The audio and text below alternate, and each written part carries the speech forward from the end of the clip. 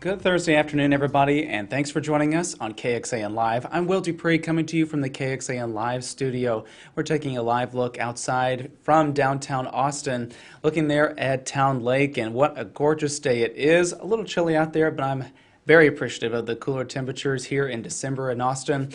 There is a phrase that popped up recently in a conversation I had with a friend, and this person brought up the term that is called ghost kitchens. It took me by surprise because I had never heard about it before, and now lo and behold, we have published a story over on KXAN.com exploring what this is exactly and how it's affecting and impacting businesses here in Austin. The headline reads, if you'll see right here really quickly, we'll pull that up again in just a second, but the headline is reading, Inside Ghost Kitchens, how these are haunting Austin's restaurant industry. And the reporter behind this story is one of our KXAN News interns.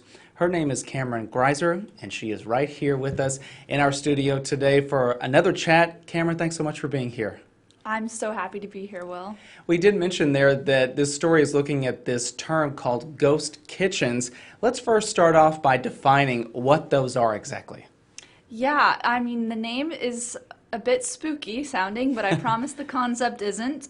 It's basically a virtual restaurant, and instead of having a physical dining location, these restaurants only offer delivery and pickup, typically through apps that lots of people use like DoorDash, Uber Eats, and Postmates.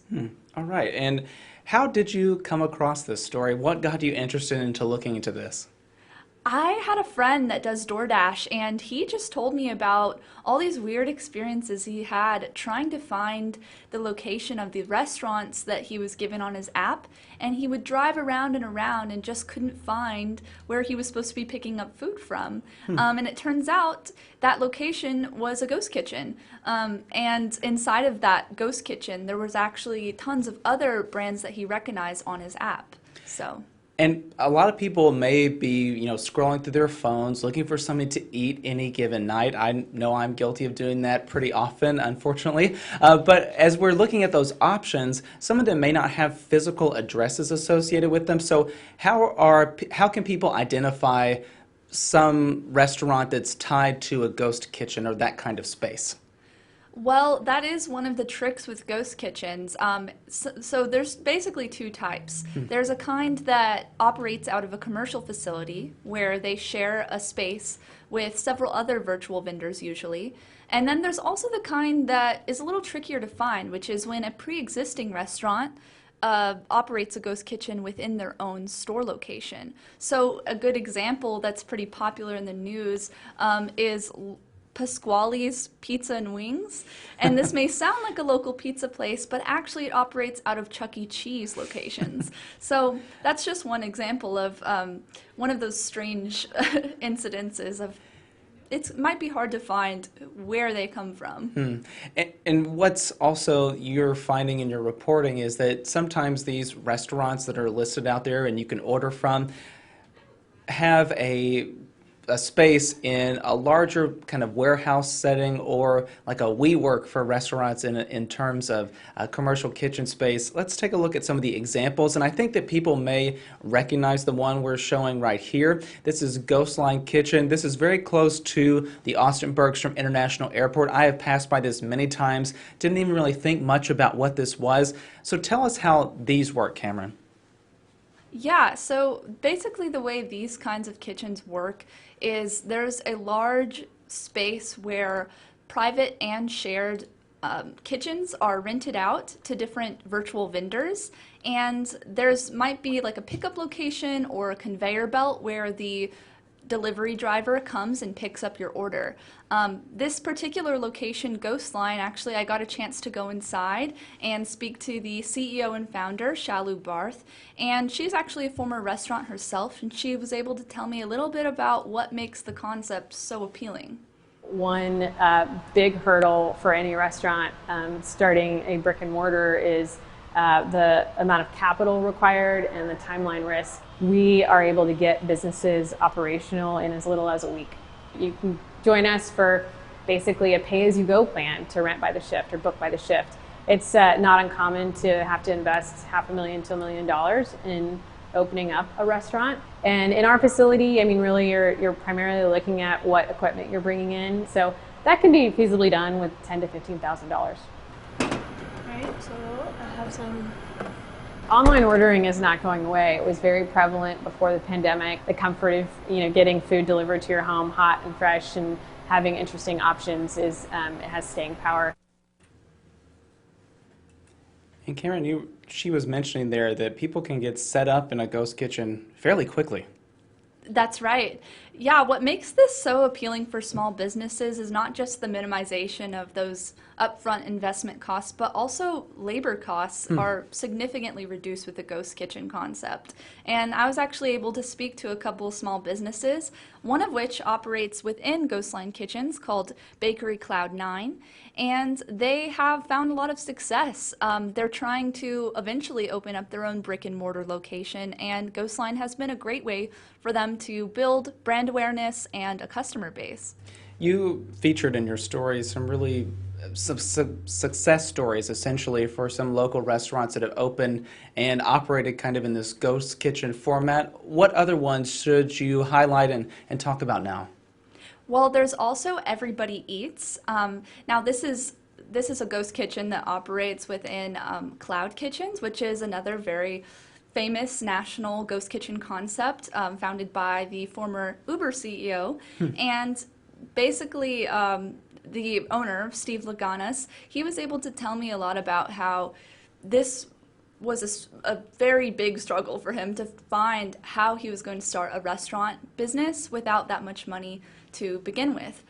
He looked into food trucks, but it ended up being that Cloud Kitchens was able to offer him much lower rates, and they're also able to offer a lot of resources. They clean the kitchens, they supply oil, things like that.